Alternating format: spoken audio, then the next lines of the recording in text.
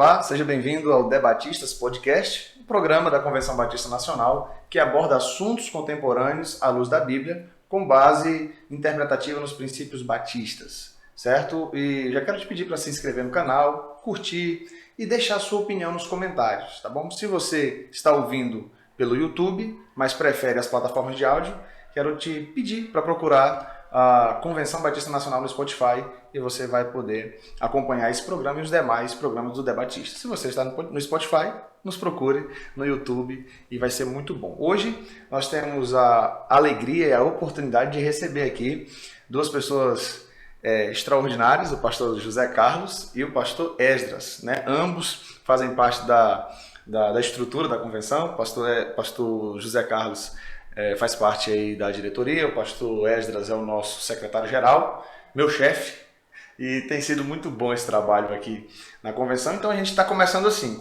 com pessoas que fazem parte aí da estrutura da nossa denominação. Quero pedir uma breve apresentação para vocês, pastor Zé Carlos, uma breve apresentação para que as pessoas, quem ainda não lhe conhece, possa lhe conhecer um pouquinho mais, e depois o pastor Esdras.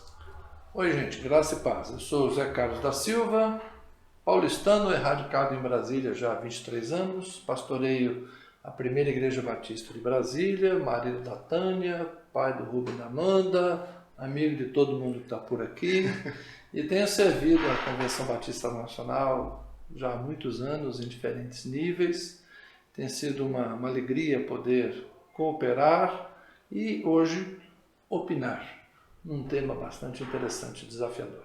Muito bom. Agora vamos ouvir a apresentação do pastor Esdras.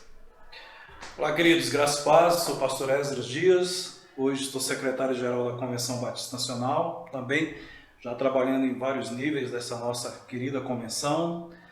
Fui pastor por muitos anos, hoje estou membro da PIB, né, cujo pastor é o pastor Zé Carlos, né, nosso pastor.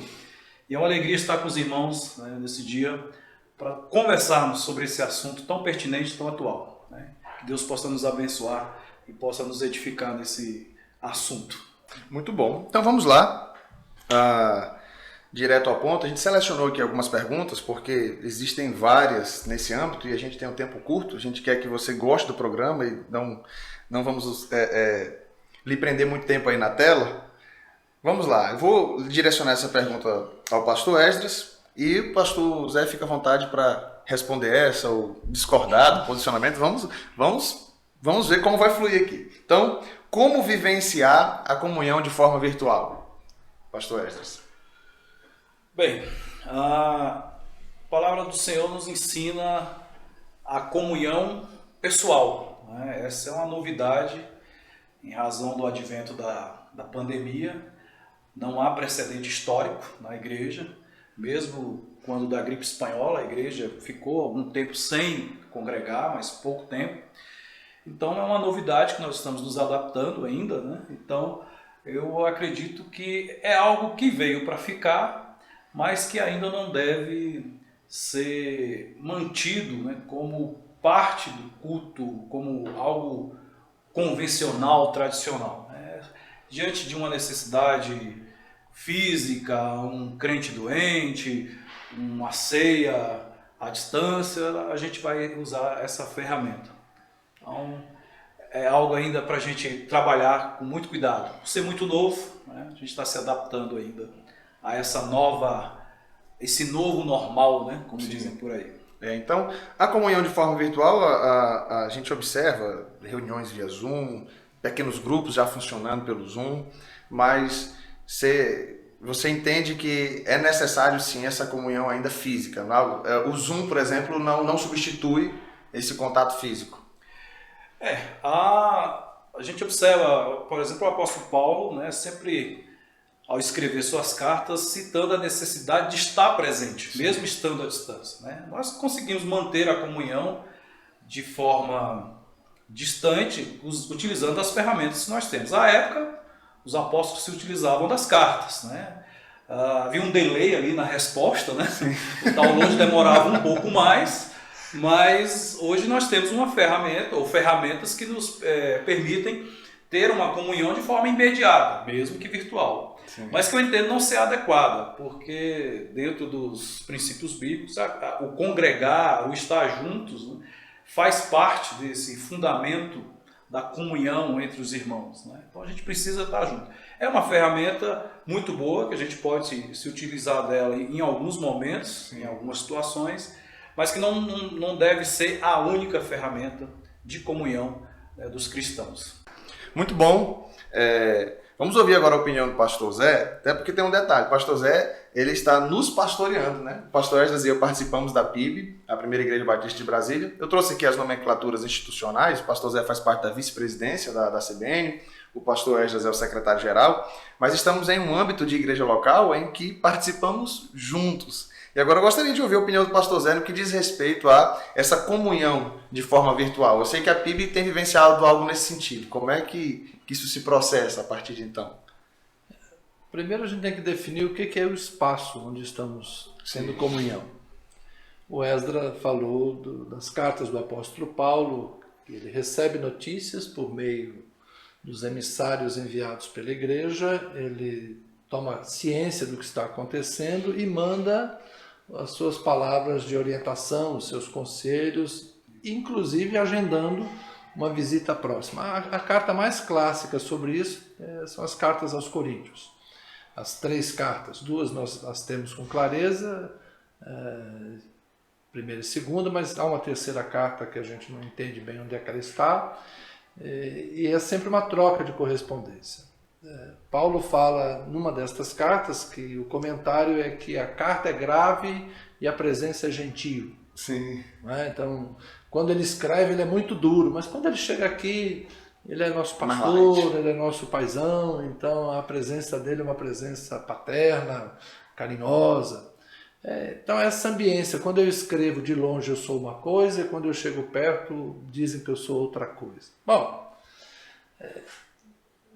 será que nós não estamos vivendo um tempo de oportunidade em que o espaço foi transformado? O espaço físico é tão diferente assim desse espaço virtual?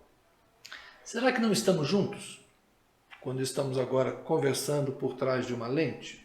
Será que você que está aí do outro lado me vendo não se sente participante dessa conversa?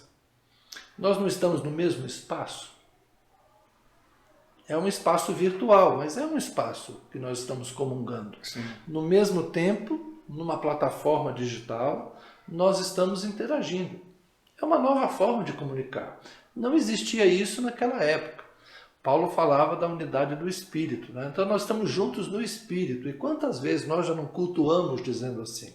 Olha, tem gente que ficou em casa, mas em espírito eles estão aqui. Isso é um negócio meio esquisito, inclusive, que a gente fazia, né? É uma expressão meio equivocada, que se alguém está aqui em espírito, eu acho que isso é outra coisa, né? Não é bem culto evangélico. Então nós usávamos essa linguagem. Olha, eu não vou poder estar, mas em espírito eu estarei com vocês. Sim. Hoje a gente pode estar. Eu estou na minha casa, diante de uma televisão, sentado no meu sofá, assistindo o mesmo culto. Então eu não preciso dizer, eu não posso ir, mas estarei em espírito. Não, eu estarei lá em casa assistindo. Pronto. Cara, isso para mim é uma experiência nova que é tão real quanto estar fisicamente lá. Então eu vou aproveitar já a segunda pergunta, que o senhor já entrou nela, talvez só dar uma formulada nela, e aí o pastor já responde, se tiver alguma tréplica no que diz respeito ao assunto, já joga também. O agir do Espírito ocorre da mesma forma para quem está no culto presencial quanto no virtual? O senhor já começou a responder, mas dá uma formulada. Deixa eu colher então alguns feedbacks. Nesse tempo de pandemia, eu infelizmente não fiquei em casa assistindo cultos. Eu sou o cara que está lá na igreja tocando os cultos ou assistindo presencialmente, participando, interagindo. Eu, raras oportunidades, fiquei em casa assistindo um culto no momento do culto. Já vi muitos dos cultos da PIB depois. Mas colhi muitos feedbacks. E um, inclusive, da Tânia. Minha esposa eventualmente fica em casa e em algumas ocasiões a Tânia estava fazendo a faxina de casa e deixou lá a televisão passando o culto do dia anterior. E ela me contando das experiências espirituais que ela teve, da emoção de ouvir as canções e de se sentir envolvida pelo Espírito Santo, mesmo sabendo que aquele culto é um culto gravado no dia anterior. Sim. Eu suponho, pelo retorno que eu tive de algumas pessoas, que a experiência de estar em casa, ouvindo a pregação, cantando, não é igual, mas em dadas circunstâncias, algumas pessoas estão de fato buscando a Deus e o encontram. Assim como muitas pessoas vão para o culto, sentam lá na cadeira e saem do mesmo jeito.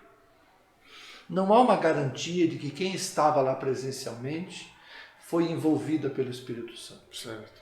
Assim como não há uma impossibilidade para que aqueles que estão em casa, diante de uma tela, fone de ouvido no celular, não sejam alcançados pelo Espírito Santo.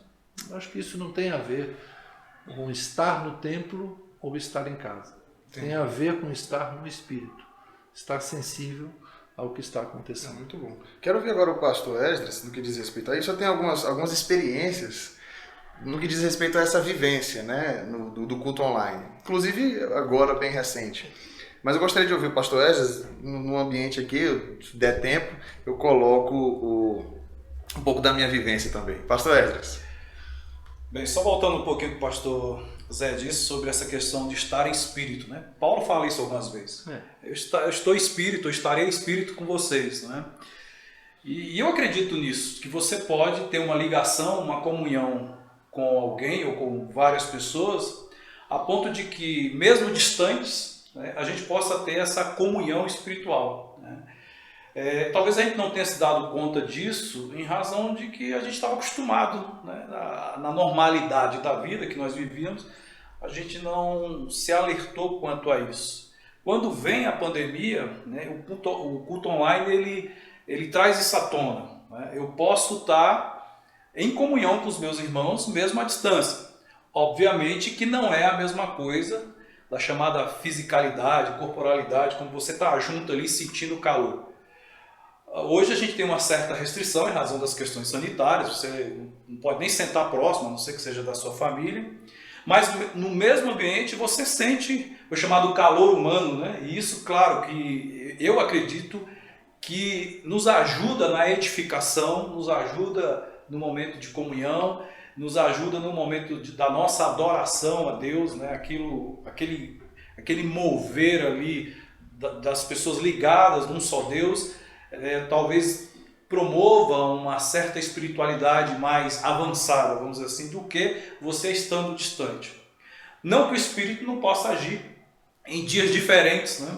Quantas vezes já ouvi gravações das nossas ministrações, do pastor Zé, do pastor Natan, de outros pastores da nossa igreja, no outro dia, porque eu não pude estar lá em razões de trabalho, e fui grandemente tocado, né? A palavra falou comigo, quantas vezes já comentei isso, né? Eu acredito que a gente não pode limitar a ação do Espírito, né? O Espírito age quando quer, do jeito que quer, na hora que quer. Então, mas a presença física, eu pessoalmente senti muita falta disso. Sim. A gente pastoreia pessoas. Né? Ontem estávamos no culto e eu fiquei imaginando, meu Deus, poucas pessoas no culto ainda, e eu imaginando, as pessoas ou estão mal acostumadas, ou as pessoas estão acomodadas, ou realmente estão doentes e não podem estar no culto. E eu começo a sentir falta das pessoas, não pelos bancos vazios, mas por essa necessidade da comunhão espiritual, de estar junto com aquelas pessoas que a gente ama e que conhece, que no final do culto quer bater aquele papo, que eu digo que ainda é um culto, né? Sim. É o momento que você descobre o que o outro está passando, né? E às vezes no online isso não acontece, né? Me veio agora uma situação que não é nova, todo mundo sabe que futebol é transmitido pela televisão há 200 anos. Sim. Mas qualquer pessoa que vai a um estádio de futebol sabe que a emoção é diferente.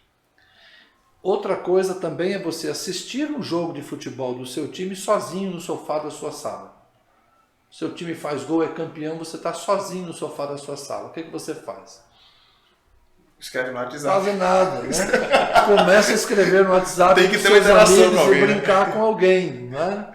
Mas se você está assistindo jogo de futebol numa casa com 4, 5 parentes, um cunhado que torce para o outro time, como é que vai ser essa ambiência? Ainda bem que eu estava sozinho quando o Flamengo perdeu a final da Libertadores. Então estas coisas, no mundo do futebol, todos nós já sabemos que assistir no estádio é uma coisa, assistir no meio da turma, perto da churrasqueira, esperando para ver quem vai ser campeão, com 2 torcidas, é outra coisa. Assistir o jogo com torcida única, não é? Tá só a família que torce para o mesmo time, é um tipo de festa, e estar sozinho é uma chatice. Então a questão é não espiritualizar muito o negócio, faz parte das emoções. Eu diria que não é um fenômeno espiritual. Não era um fenômeno experimentado na igreja. Entendi. Mas agora incorporou-se a liturgia evangélica, o culto transmitido no nosso ambiente. Sim. Porque a Universal já faz isso há muito tempo, a Internacional da Graça já faz isso há muito tempo, e eu sou do tempo que a gente viu Rex Humbert depois Jimmy Swaggart. Então os missionários, ou os ministérios internacionais transmitidos na televisão são coisa antiga. Sim. E há muito tempo algumas pessoas se alimentavam exclusivamente dessas transmissões dominicais. Aliás, esses ministérios não se envergonhavam de transmitir o culto no domingo de manhã, num horário em que os crentes deveriam estar nas suas igrejas, na escola bíblica dominical. Mas por que eles transmitiam no domingo de manhã? Porque era tradicionalmente o momento litúrgico. Sim. Então o crente ficava em casa e assistia o Jimmy Swaggart. É muito bom. E isso não é novo. Aproveitando só para falar um pouco da experiência que eu tive, é que realmente é algo que tanto no ambiente público quanto em casa, eu vou falando da minha experiência com filho pequeno, eu já tive aquela experiência, vamos assistir o culto em casa. Com a criança é difícil, às vezes a atenção não é a mesma, e vai aqui, pega aquilo e tal. Mas pensando bem, na igreja da mesma forma. A criança corre para cá, corre para lá, pega. Eu já tive essa experiência de assistir uma pregação depois, sozinho no quarto, com fone de ouvido, a mesma pregação que eu ouvi presencialmente. E parece que eu fui mais edificado depois porque eu consegui prestar atenção na palavra que no culto presencial eu não prestei. Às vezes o ventilador fez um barulho, alguém tirou a minha atenção do momento que o pastor falou algo ali, que de repente aqui no YouTube eu estou 30, 40 minutos focado e a minha atenção é outra e a edificação é outra. Então já é um outro ponto que eu trago que poderia ser trabalhado. É um ponto de análise, né? Você passa a ouvir a mesma pregação sem ambiência emocional, talvez, sim, mas uma concentração focada no conteúdo. E eu diria que cognitivamente você tem um aproveitamento melhor no cognitivo. Sim, sim. E é claro, a cognição chega ao coração. Sim, aí vem a edificação. Isso. Aí você vê como são duas experiências, né? Uma trata essa questão cognitiva, a outra já tem essa questão do calor, o ver o irmão, como é que está a necessidade dele. Então são questões realmente que a gente tem vivido trabalhar. E a diferença é que em casa a Isabela só perturba você, né? Mas na igreja ela perturba mais gente. É verdade, é verdade. Eu entendo que esse debate, né, pela novidade, né? E a igreja sempre foi se adaptando, sim, às novidades, né? A gente percebe lá em Atos 6, da instituição do diaconato, é uma adaptação. A igreja estava passando por uma necessidade e houve realmente essa emergência, né? Ou essa urgência de se adaptar àquele momento. Então a igreja sempre vai passar por isso, né? Mas eu acho que a grande discussão de se há ou não, se é a mesma, o agir do Espírito é o mesmo, né? Talvez ela advenha daquela questão de que o culto é público. A gente tem o culto é público. Mas público por público, o culto online talvez seja mais público do que o da igreja local, até pela sua abrangência, né? Mas essa questão do agir do Espírito, eu acho que depende, é muito pessoal. O pastor Zé falou, tem gente que está na igreja. Ontem a gente vinha do encontro dos jovens, né? E uma das jovens nos mostrou a foto de uma coruja. E a gente brincou, esse é o crente ideal, o crente que presta atenção, né?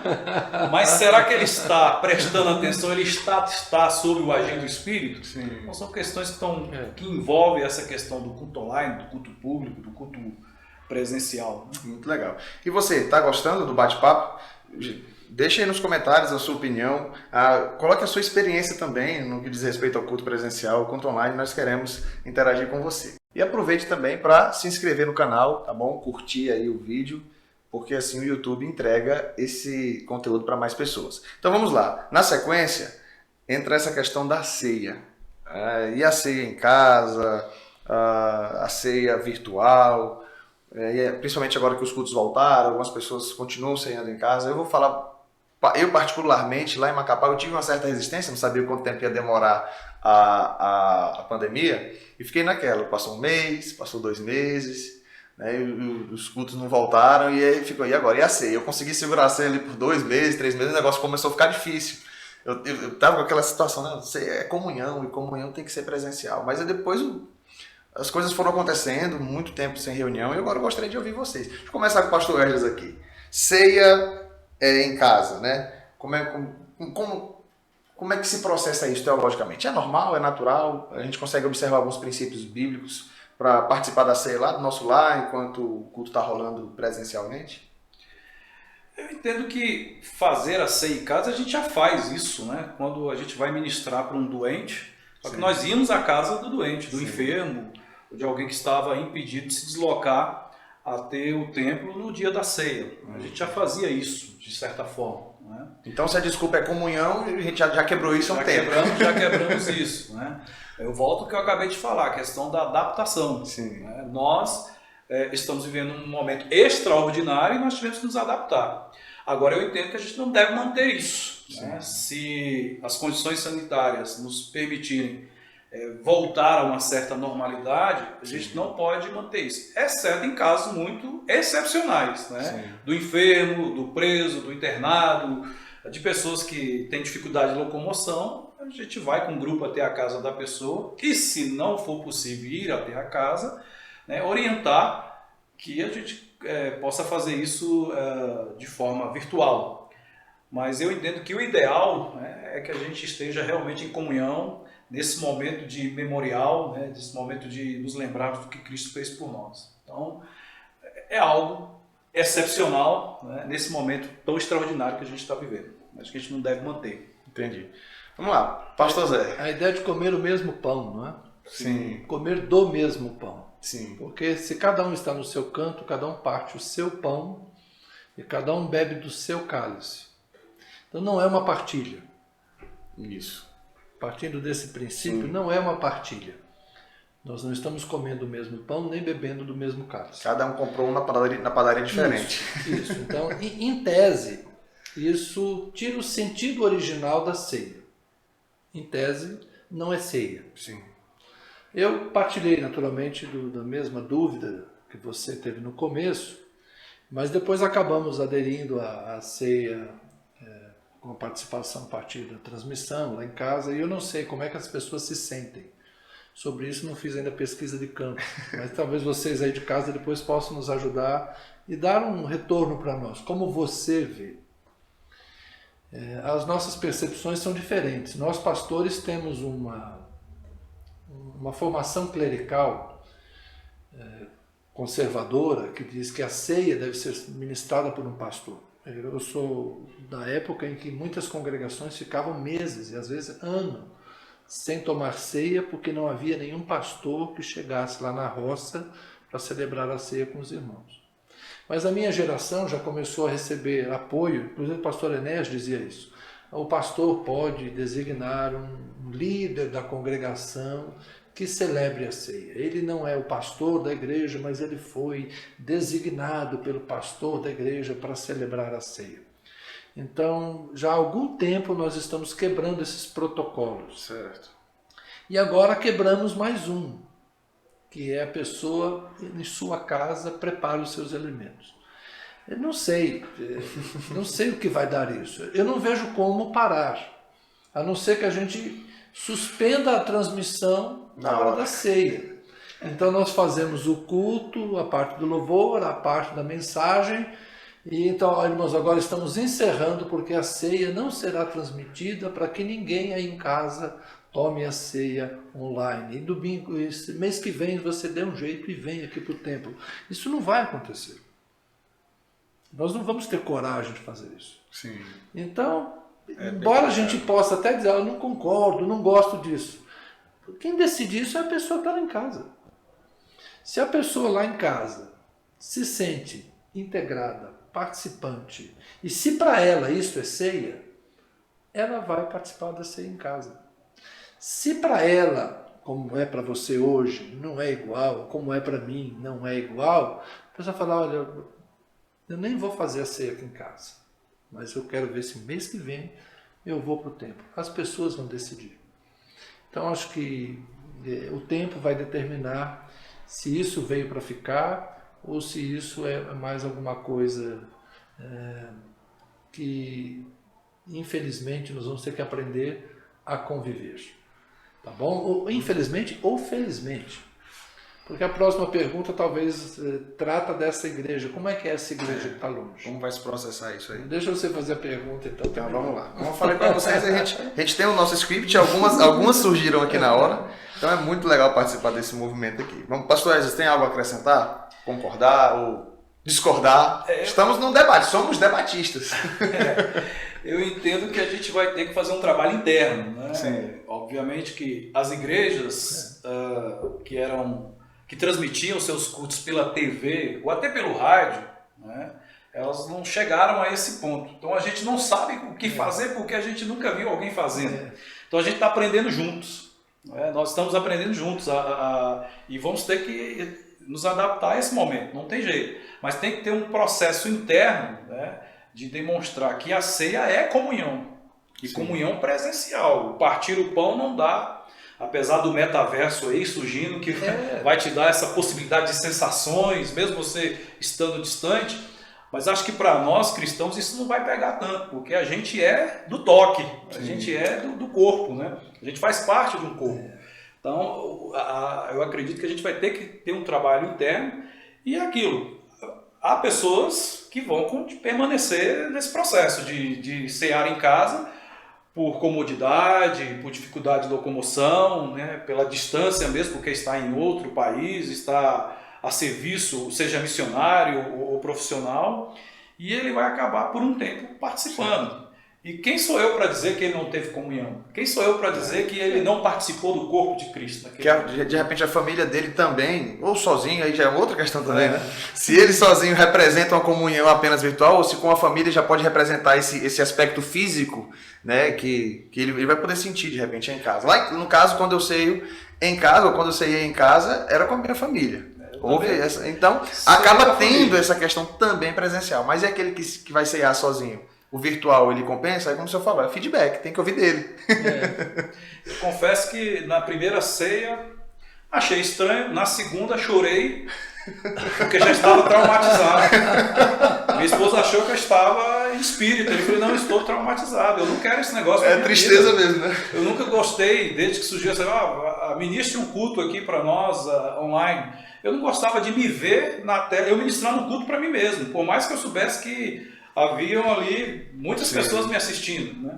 Então na segunda ceia eu me senti traumatizado, aí eu falei com a minha esposa, eu não quero isso para mim, eu não nasci para isso, eu sou uma dessas pessoas que eu quero a ceia presencial, eu quero estar lá junto com o corpo de Cristo partindo o pão, porque é o princípio básico da ceia, é a comunhão, é o partilhar do pão. Mas os jovens de hoje já foram gestados em outro processo, né? Para eles o mundo virtual...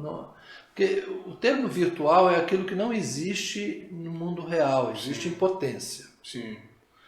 Só que nós estamos falando de virtualidade numa época de realidade aumentada, ou seja, isso que nós chamamos de virtual deixou de ser não real, que só existe em potência. Não tangível e tá... Passou a ser algo real. O termo virtual já não se aplica a esse culto online. Ele não é mais virtual, ele é real. Não é um avatarzinho no game que a pessoa está vendo. É um ambiente real. Sim. Nós estamos cultuando juntos, porque é uma nova plataforma, é aquilo que eu disse no começo. É um novo lugar de comunhão. A internet é um espaço de comunhão. Verdade. Nós estamos nos vendo, nós estamos conversando, nós temos as nossas salas de conferência, uma coisa que antes era impossível. Hoje você Usando o WhatsApp, que é um aplicativo gratuito, você fala com 3 ou 4 familiares ao mesmo tempo, você faz chamada de vídeo, uma coisa que era ficção científica. Fazendo até aconselhamento, né? Chamada de vídeo, as pessoas se veem. Então, isso não é uma conversa real?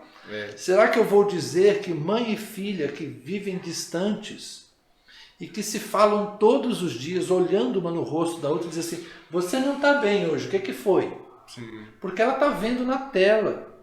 Isso não é real? Isso é virtual? Eu acho que o virtual deixou de ser virtual, se tornou real.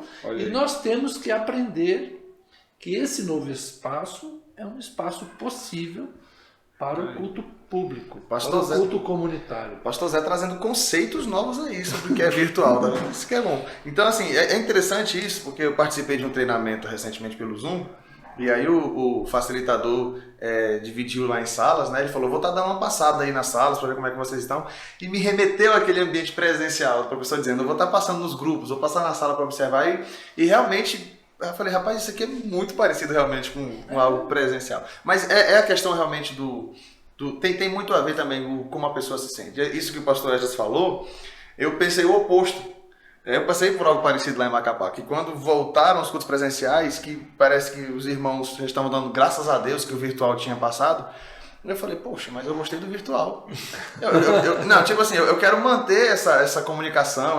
Eu tenho muito prazer em fazer o que eu estou fazendo aqui, né? De participar de toda uma montagem, de um bate-papo online. Então eu gosto disso, isso faz parte... A sua geração já nasceu adaptada a isso, né? Não, como você falou, faz parte da sensação. Eu vi muitos pastores falando também, não, esse negócio eu não quero saber disso, não. Eu quero estar no púlpito lá, pregando. Os meninos hoje jogam mais futebol no videogame do que na rua. A gente falou então, realmente tem um monte de menino que só sabe jogar futebol com joystick na mão. Praças e ruas vazias, né? Não tem mais uma bola pra ele não sabe fazer com a bola. Eu não sei nenhum dos dois. Muito bom, muito bom. Vamos lá. Bom, então já vamos aqui para a próxima pergunta, né? O tempo urge. Vai ser primeiro o pastor Zé, depois o pastor Esdras.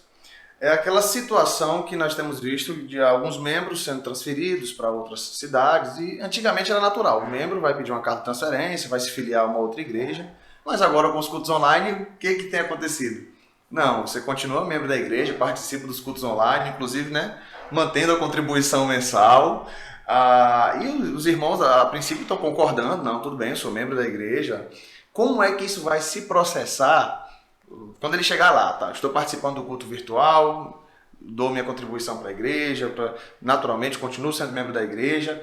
Vai ser natural essa vivência apenas por meio da internet? Ele vai sentir a necessidade de participar de uma igreja local, ali presencialmente? Ele vai ficar naquela de repente, não, eu sou membro da igreja, mas eu participo aqui. Como é que essa igreja local vai observar a participação dele aqui, mas ele é membro de uma outra igreja? Como é que se processa isso? Qual o conselho pastoral? Porque aqui já não é muito questão de conceito, é questão de conselho mesmo. Ele vai transferir ou não, né? Bom, temos aí dois lados dessa conversa. Primeiro, o lado do pastor. Qual a intenção do pastor ao fazer isso? Certo. Ele está preocupado em não perder receita? Sim. Você vai para lá, mas continua aqui, continua mandando dinheiro? Porque hoje o dinheiro já... O Pix é uma ferramenta maravilhosa, né? Então o dinheiro já circula virtualmente há muito tempo, e não é difícil mandar dinheiro daqui para lá. Inclusive as igrejas desenvolveram a tecnologia de receber dinheiro, não por meio do gasofilácio, mas por transferência bancária. Sim. Algo que na PIB nós já fazíamos há muito tempo e simplesmente se tornou majoritário. Aliás, já era majoritário antes, se tornou totalitário, né? Hoje só tem transferência. Bom, se o pastor está fazendo isso para não perder receita, me desculpe, tá errado. É um péssimo pastor. É um péssimo pastor. O que ele deveria dizer para a pessoa é o seguinte: você está indo para uma nova cidade, se você encontrar uma igreja onde você se adapta, onde você se sinta bem, onde seus dons vão ser úteis, transfira-se para lá. Mas enquanto você não encontra, a gente está aqui, a gente está perto, pode nos acompanhando. Eu creio que esse é um conselho mais honesto. Depende muito da intenção. Mais honesto. Eu acho que o pastor deve liberar a pessoa para que a pessoa tome a decisão que quiser. Se ela quiser transferir-se, transfira-se. Se ela quiser continuar, ela continue. Mas quando o pastor manda com essa recomendação, olha, você continua aqui, me desculpem os pastores, mas eles prendem a pessoa. Sim. As pessoas, em geral, têm muito respeito pela figura do pastor e ele deve ter cuidado com aquilo que ele diz. Entendi. a ovelha, né, o membro da igreja que vai, ele deve ir livre para poder escolher o que mais lhe convier. Porque, de fato, você morar numa cidade e congregar é uma grande forma de você inserir-se, você fazer amigos, você conhecer pessoas e você ter oportunidades. Então, você ir para uma outra cidade e não vincular-se a uma nova igreja, de certa forma, te fecha portas. No fim de semana, você vai estar com quem?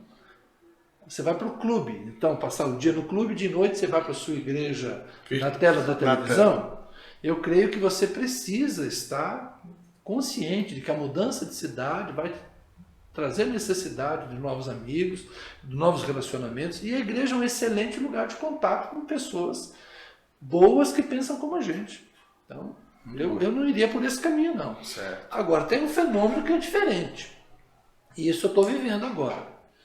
Nós temos pessoas que foram membros da PIB. A PIB é uma igreja antiga, tem 64 anos, então muita gente passou por aqui.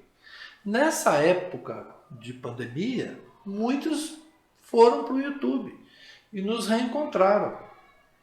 E gente que foi minha ovelha em outras ambiências, inclusive em outras igrejas, passaram a acompanhar os cultos na PIB e interagem conosco. Então, o que nós estamos vivendo é um fenômeno invertido. Sim. Gente que já foi da PIB voltou a ter relacionamento com a PIB por causa das transmissões do culto online. E nós estamos aprendendo a lidar com isso. Sim. Como é que essas pessoas estão se vendo? Algumas delas não estavam mais congregando, eram desigrejadas. Estão se sentindo reigrejadas. Então foi um processo de retorno para a igreja. Uhum. Outras pessoas estão congregando em outras igrejas e permanecem ligadas a estas igrejas, mas sentiam saudade do jeito que eu prego, do jeito que eu falo, ou dos amigos que tem na nossa comunidade, e voltaram a assistir os cultos em outro momento. Então é uma ambiência nova que também vai ser experimentada. Eu tenho dito na PIB que nós vamos caminhar para a igreja local.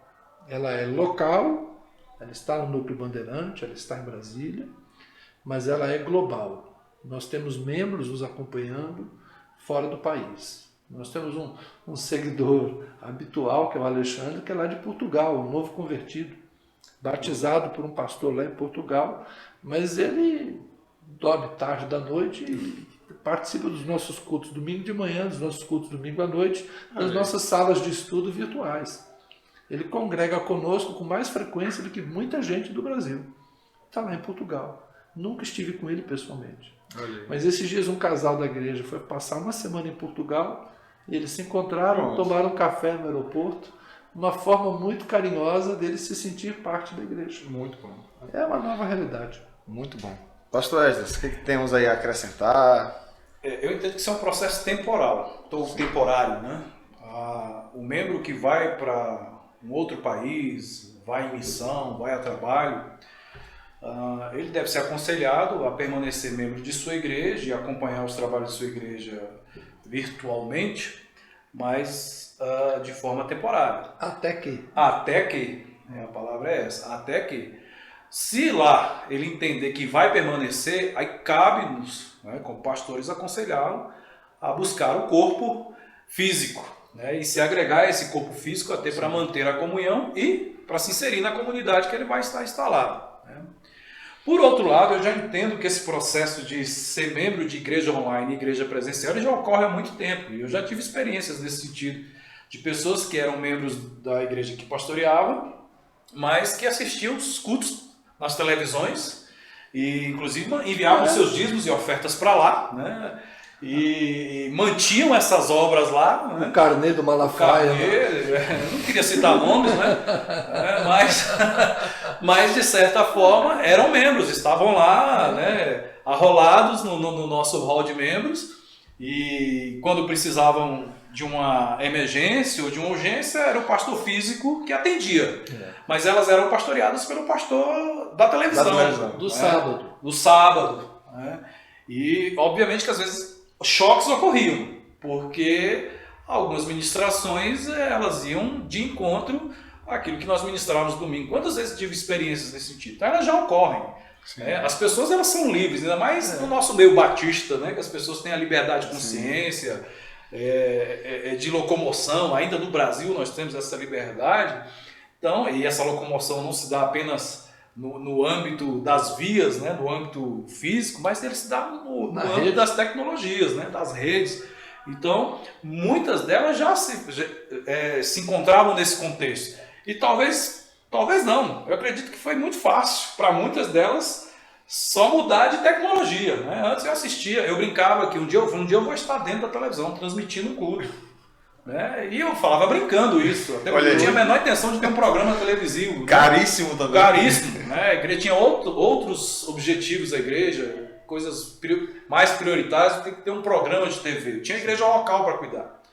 Mas Deus nos abençoou nesse tempo, e eu digo que Deus nos abençoou nesse tempo porque são ferramentas à disposição. O pastor Zé acabou de citar o WhatsApp, é uma das redes sociais, mas nós temos várias ferramentas à disposição e de graça.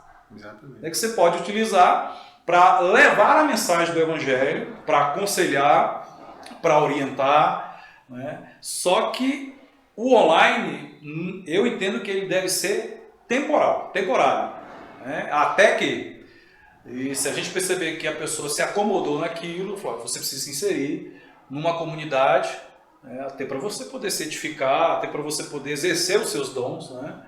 O Alexandre está lá em Portugal, vai chegar um momento que nós vamos ter que encaminhá-lo a alguma comunidade. Ele já deve ter a igreja dele em Portugal. Mas até porque o verdadeiro cristão ele vai sentir essa necessidade. Bebe em duas fontes. Na verdade, há muito tempo eu digo para os alunos do seminário: você não vai pastorear a sua igreja sozinho. O membro da sua igreja vai ter um guru da internet, vai ter um autor de livro que ele lê muito. Nós só temos que nos conformar com isso, que o ser humano de hoje ele é consumidor do mercado religioso sem peso na consciência. Não existe mais esse negócio, não, eu só vou na minha igreja, eu só escuto o meu pastor. O pastor pensa que ele fala isso, eu estou dando uma orientação aos irmãos, os irmãos não vão comer fora, tem que comer aqui em casa. O pasto do vizinho parece mais verde, mas não é esse o pasto. Você tem que comer aqui. Você pode falar isso. As pessoas vão te ouvir, só não vão te atender. É melhor ser persuasivo na ideia do que... Essa ilusão de que as pessoas só vão ouvir o seu pastor da igreja local tem que ser suplantado. Nós temos que superar isso aí. E nós temos que ter um espaço dialógico, livre, e termos qualidade no nosso discurso para que as pessoas nos levem a sério e nos considerem, nos respeitem, não pela imposição autoritária do cargo que temos, mas pela vivência, pela espiritualidade, pela santidade, pela piedade, pela sabedoria, pelo amor, pela motivação sincera. Ou seja, aquilo que eu disse no outro momento, se o interesse do pastor é conservar os membros para não perder receita, me desculpa, há muito tempo ele já deixou de ser pastor e virou um negociante. Ninguém deve pastorear movido por torpe ganância. Se Pedro escreveu isso, é porque naquela época já havia quem pastoreasse por dinheiro. Então, se o seu interesse nos membros é o dízimo dele, me desculpa, você não é pastor. Você é um vendedor de religião. Eu lembrei de uma questão que parece tão incoerência. Um pastor, por exemplo, se ele descobria, agora mas tempos atrás, o pastor descobria que a ovelha dele foi na Igreja Internacional da Graça. Eu estou falando Igreja Internacional da Graça por conta mas qualquer igreja, mas Igreja Internacional da Graça porque tem a ver com a continuação do discurso. Foi na Igreja Internacional da Graça, ele falou, não, você tem que participar da sua igreja e tal. Mas se ele descobre que a ovelha dele estava assistindo R.R. Soares na televisão em casa, ele diz, glória a Deus. Né? Essa casa que é crente, está ligado no programa. Mas, ou seja, parece uma incoerência. Você pode ouvir, desde que seja na sua casa, tudo certo. Mas ir no culto presencialmente numa outra igreja parece que é antiético. Então, parece até uma incoerência. Você está bebendo da doutrina da mesma forma, né? Bom, bate-papo legal.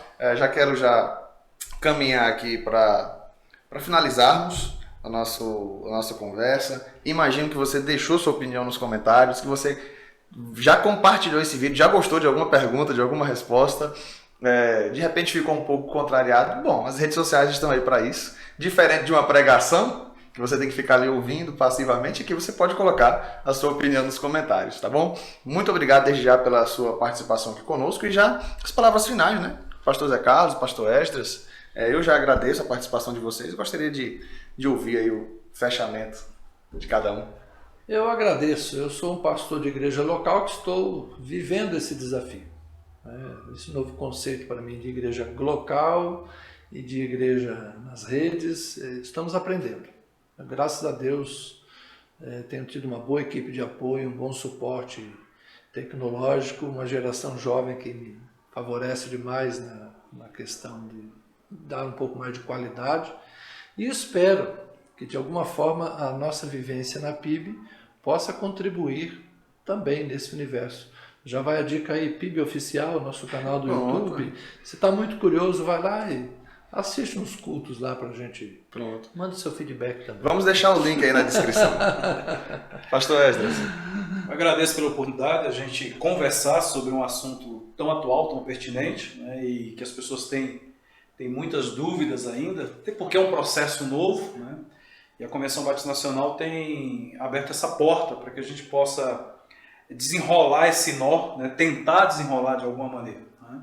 Então eu agradeço por essa oportunidade e dizer aos irmãos, né, congreguem, né, e deixe o Espírito Santo falar no seu coração. Né.